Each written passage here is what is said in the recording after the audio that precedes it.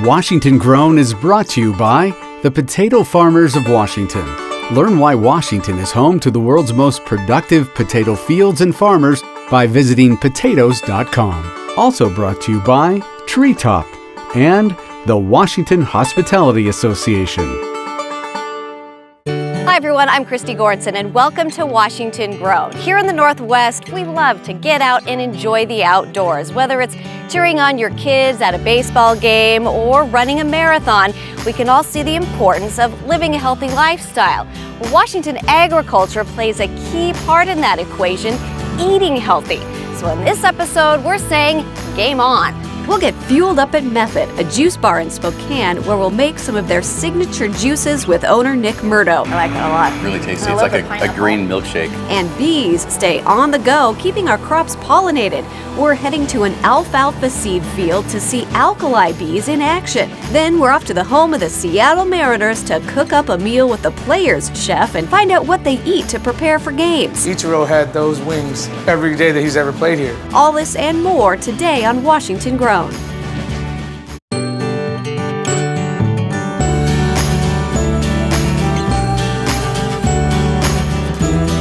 look at that!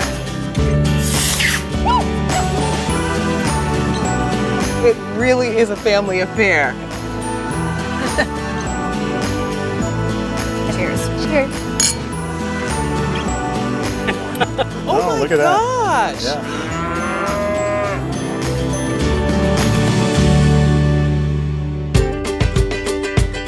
Today I'm in downtown Spokane at Method Juice Cafe. While fresh-made juice and smoothies are what they're known for, they also serve salads and even fresh acai bowls. It's fantastic. It's very natural and filling, and it just feels good to put good stuff in your body. It's great, actually. I really like the fact that it's fresh and it's, you know, you were eating healthy, but you don't really realize it's not like a typical salad. I'd come every day if I could. I sat down with owner Nick Murdo to learn what inspired him to open up a juice bar. About 4 years ago, I got into like a more of a vegan, really healthy, plant-based lifestyle, and there was nothing in Spokane that suited how I wanted to eat. And my business partner and I both became kind of passionate about juicing and eating healthy at the same time and decided to take a risk and start up a little cafe. Why not? We have so many customers that come in just saying thank you all the time because they don't have options like this anywhere else, and they're happy that they can find something here.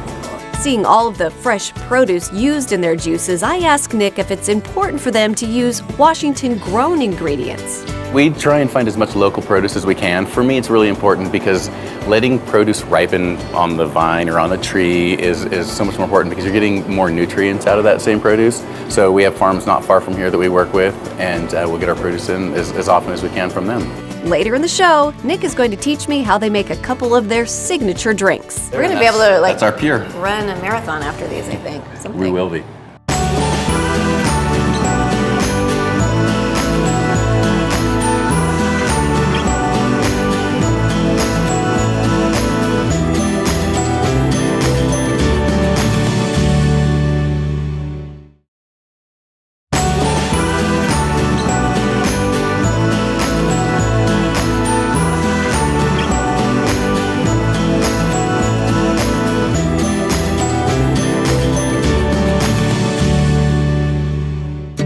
You know the saying, busy as a bee. Just as we keep on the go, bees are saying game on to keeping our crops pollinated. Tomas is over in the Walla Walla Valley at Wagoner Farms to see their importance to one crop in particular. The Walla Walla Valley produces some incredible wine and delicious sweet onions. But what some people might not know is that it's one of the leaders of alfalfa seed production in the world. And the main reason for this is the local alkali bees. While we are all familiar with the honeybees and how they play an integral role in crop pollination, they will not pollinate alfalfa seed. However, an alkali bee will. So I met up with second-generation farmer Mark Wagner to find out why. Alfalfa has to be pollinated to get seed. The flowers, they physically have to be tripped to open up the stamen where the pollen is. And honeybees won't do that. They don't like to open up the stamen because it hits them in the face. That's what the entomologists tell us. Right. And so they just go in by the side and they take the nectar out of the plants. The Washington State University scientists figured out in the 1950s that alkali bees, that are native to this valley, loved pollinating the alfalfa. As we were talking, I could see several bees in the air, but I wanted to get a closer look. So I asked Mark if he could take me to one of the bee beds. So this is what I'm hearing. Now these bees, yep, Look, I mean, they're literally just popping out of the ground here. they live about 4 to 6 inches underground, and only the female bees dig the holes. The male bees kind of got it made. All they do is fly around, eat nectar, and pollinate the females. Besides their work ethic, I asked Mark if there are any other differences between the male and female bees. Well, number one, the males don't have stingers, and the females have little bitty stingers, but they're not aggressive. They don't. The only time I've ever got stung by one of them is if they crawl in my shirt and trying to get out or something like that. But mostly you can walk across here and they won't bother you at all. They ignore you. What they want's flowers. I asked Mark if it's hard to balance what's being applied to the alfalfa seed to control weeds and pests without affecting the plant or the bees. One of the biggest factors we have is killing the bad insects that attack the alfalfa. You can't grow alfalfa seed organically in the Walla Walla Valley. The insect pests will just eat it all up. A couple of years ago, a WSU entomologist got us a chemical registered called Bee Leaf that will kill the lygus bugs and aphids, and it won't kill the bees at all. But that's some of the newer things we're seeing coming down as far as technologies, new insecticides that are safer for the bees but still kill the pests. What would you like people to know? What I would like most people to know is that we try to protect them. We try to make places for them to live. We're very careful when we spray insecticides that we don't kill them. You know, a lot of people think farmers just go indiscriminately go out there and spray. Well, they're our livelihood, so they're like our family almost. I want people to know that we protect them. So tell me how long you've been doing this. So I've been farming since 1975, full time. Yep. Nice. So it's a family farm, so are you hoping to continue it on? Yeah, my grandpa farmed, then my dad, now me. My son graduated from WSU in 2005, so he's here with his wife, and he just had a little baby boy who's 18 months old. And that kid just loves tractors. He likes to drive the toy tractor, he likes to ride on the big tractor. So yeah, hopefully we'll have another generation, 2 generations after me, keep taking care of the alkali bees, yep, take care of the farm. Well, I am very excited that you showed this to us. Very cool, and I thank you so much for all your hard work that you do. All right, well thank you. Thank you very much.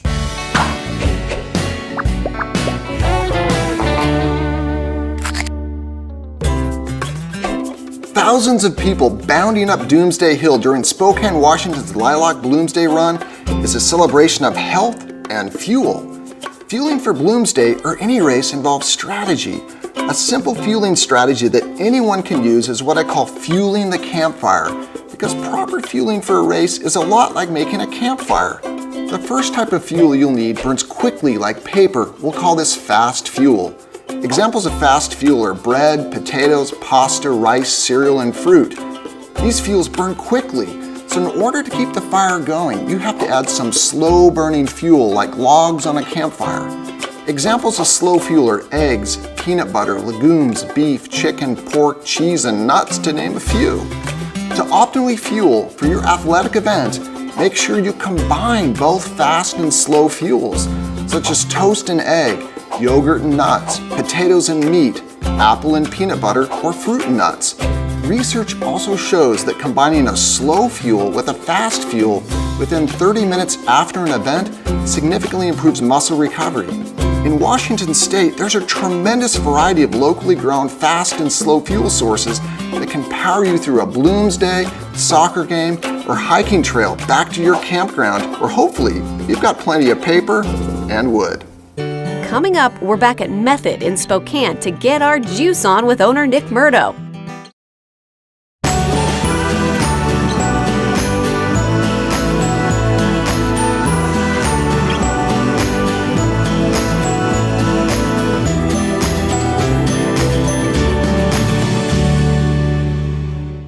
I'm with Travis Meacham here. He's a turfgrass seed producer, also on the Turfgrass Seed Commission. And what exactly is turfgrass? So turfgrass, people kind of get confused when you talk about grass seed. So there's a couple things. There's forage grass, which we're familiar with, feeding to our animals for feed. But then there's turfgrass, which you see all around us here, which we enjoy for our parks and our houses and golf courses and anywhere we're creating that nice manicured look from grass seed. That's what we consider turfgrass. Is it durable? Is it soft? Is it thick? Or what are some of the properties of, it's everything you just said. It's everything that you want.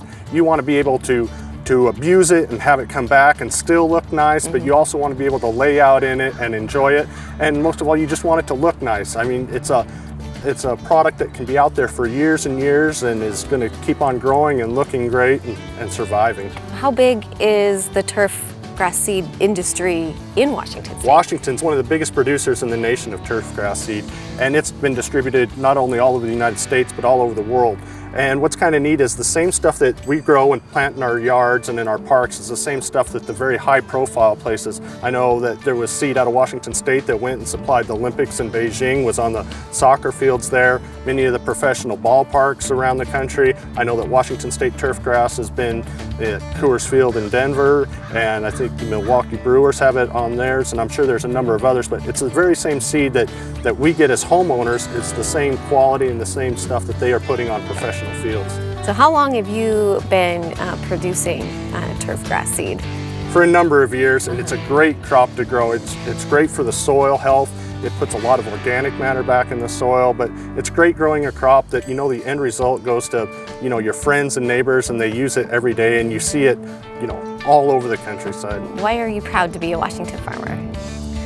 I think Washington has the best growers of anywhere in the country. They're very adaptive to what they can do. We're always inventing new ideas and upping our level of what we can do. And it's a great feeling to know that we're succeeding at what we're doing.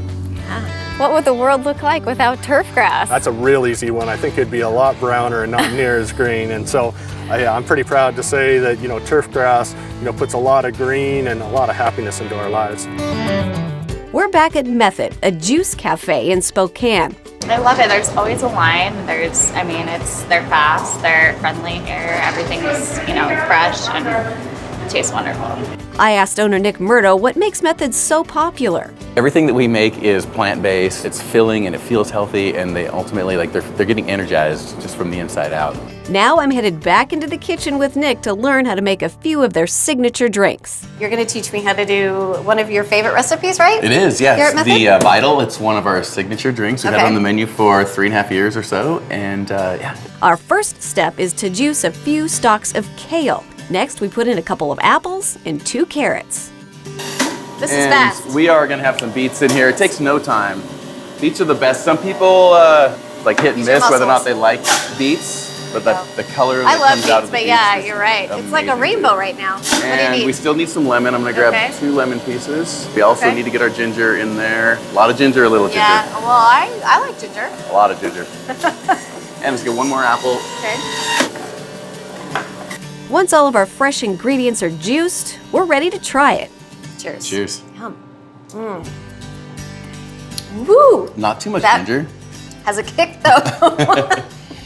Yes. And you like more ginger. I do. I would probably double the ginger in my own personal recipe. It's very good. Sweet and tangy and spicy. So fresh produce is obviously key, I would guess, right? Yes, and we try and get as much produce locally as we can. To us, it's better to have the produce ripen on the vine, and then it's shipped from not too far away, and you get more nutrients out of everything that way. So. All right, so we're gonna make another? Yes, let's make something else. Okay, let's do it. We're gonna make the pure. Okay. We have a kind of a rainbow variety of juice colors and juice flavors that we make. This one is a full-on green juice. Full-on green juice, It is. Okay. So we're gonna start with kale again. Next, we add 3 apple slices and a couple of stalks of celery. Then we add 2 handfuls of spinach, followed by some lemon and ginger. Then we add 2 cucumber slices and finish it off with 2 more apple slices. I really like the apples in the juice. They add a lot of sweetness to it, and for people who are not really used to drinking green juices, they don't want it to taste like they're drinking pure spinach. Grass. The apple sweetens it up quite a bit. After a quick stir, we're ready to taste. There you go. That there, We're gonna be able to that's our pure. run a marathon after these, I think. Something. We will be. Oh, that's good. And so you also make smoothies here We do. too? We make smoothies. We make all sorts of different things here. The juice smoothies, rice bowls, acai bowls. I want to show you a smoothie that we make that's one of our more popular green ones as well. Okay. We've got drink number 3. Yes, this time we are going to make a smoothie. Okay. So we're actually using all the fiber that's going to be in all the produce this time. And we're going to end up using spinach, romaine. Everything's going to be blended together for kind of a thick, frothy, green, healthy drink. Okay. Yes, we call it our clean green smoothie. Clean green. All right. Yes, are you ready for this? I am. So we are going to start with a handful of spinach. Okay. And I've already put in about a cup of coconut water into Okay. the blender. And about some romaine. Romaine. Then we add some cucumber, orange slices, lemon, half of a frozen banana, and some pineapple. Finally, we blend it all up until it's smooth. Cheers.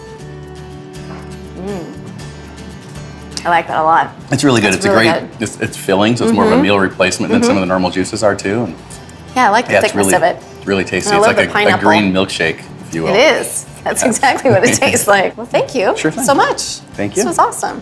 To get the recipes for Method's juices, head on over to wagrown.com. Coming up, we're off to Safeco Field to cook up a meal with the Mariners chef and chat with a player's nutritionist.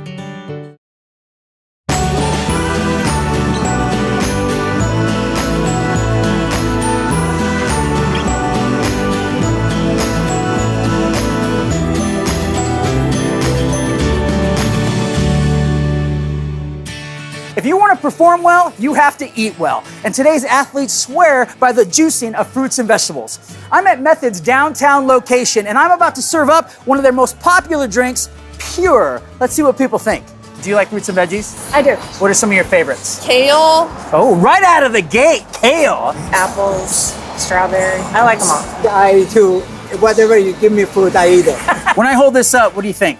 It probably doesn't taste good. It's green. It looks vegetable. I think kale, I think spinach, I think Looks super healthy. Looks super healthy. Why don't you try this and let's see what you think. And I want you to tell me what you think. There you go. Absolutely. Trust your gut. Tell me what you're tasting. Carrots, celery. spinach. That's a good question because all I'm really tasting in the moment is the ginger. Is there celery in there? Yes. Oh wow, cool. Apple maybe? Mm-hmm. It doesn't taste healthy. We'll put it that way. So you enjoy that? Very good. So totally is different than what you expected. 100%. So do you enjoy this? I love this. This is called Pure and one of their signature drinks. Would you order this? Yes. It just goes down a lot easier. You get it all in one shot, one cup. Now, would you prefer to drink your veggies or just eat them? Oh yeah, I'll take that. Now, Val's off to the home of the Seattle Mariners to see how the players fuel up. I'm here at Safeco Field, and I'm here to learn how the Mariners fuel up for their best games. So we're going to go inside and meet their chef and their nutritionist and find out how the Mariners and we can get our best game on. Come on! My first stop is to sit down with the Mariners nutritionist, Monica Van Winkle, and I'm in luck because she's brought some special Mariners treats with her. Oftentimes I'm telling the players I want them to get something in first thing in the morning. So a lot of them don't feel like eating, they don't have an appetite in the morning. So if we can get something liquid in, something quick, but it's packed with nutrients, then that's a great way for them to start the day. Monica says one of the best ways she has found to do this is with a smoothie. She likes to blend spinach to help with the player's reaction time and eyesight, bananas for carbohydrates, Greek yogurt for some healthy fat, blueberries for antioxidants, and tart cherry juice to help decrease inflammation. Okay. So cheers. Oh, now that's delicious.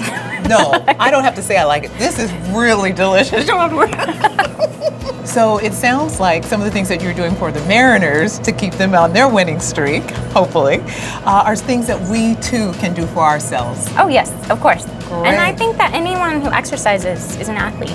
There's recreational athletes Well, and there then you there's go. professional athletes. Monica also explained it's important for athletes to eat a small meal before a game or workout. So I'm meeting with the Mariners chef, Jeremy Bryant, who's showing me how he prepares some of their favorite pre-game dishes. So we'll make salmon with an avocado salsa, and we'll do some type of sandwich of the day. Players, they get sushi, they get salad bar. I mean, there's a ton of food that they get to pick from. Wow. When Ichiro was here, he had these chicken wings that I made for him, and they were a total accident because when he first came, I was asked to brush up on your Japanese cuisine, and so I went and I studied a few things and I was practicing, and he comes in and he goes, do you have cheeseburger? I was like, no, I didn't have a cheeseburger. And I had just marinated a similar recipe to what we're doing with the chicken. I had a bottle of teriyaki sauce, so I dumped that in there. And then he had those wings and he did really good. And he's like, could I have those again tomorrow? And then the next day, then 10 years later, Ichiro had those wings every single day. every day that he's ever played here. Really? Yeah, and That is wild. it is wild. I got bored of making them. So After Chef Jeremy whipped up a beautiful salmon and chicken dish, we sat down to give him a try. Oh, can you bottle this? This You know, is I never really thought about good. that. You use a lot of Washington-grown products Yes. in your cooking. Why is that so important? it's just nice to that our local team is supporting, Washington-grown everything around here. So, Right. Yeah, and then, it's not getting shipped, across country or anything. I've learned so much about the thought and preparation that goes into all the Mariners' meals, and I couldn't resist asking about some of the players' favorite dishes. You get guys, Seth Smith, he has this chicken with a mango and an avocado on the side. Every day? Just sliced up, every day. Adam Lind, 35 minutes before each game, he has a chicken breast.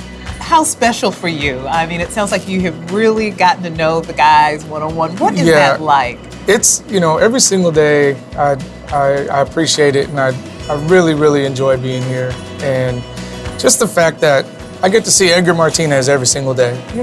How cool is that? I way cool. I have the coolest job around, I know that. From kids' sports to running errands, being on the go is just part of life. But it's important to maintain healthy eating during all that busyness. Luckily, we have plenty of healthy and nutritious snacks right in our backyard. That's it for this episode of Washington Grown. Thanks for watching.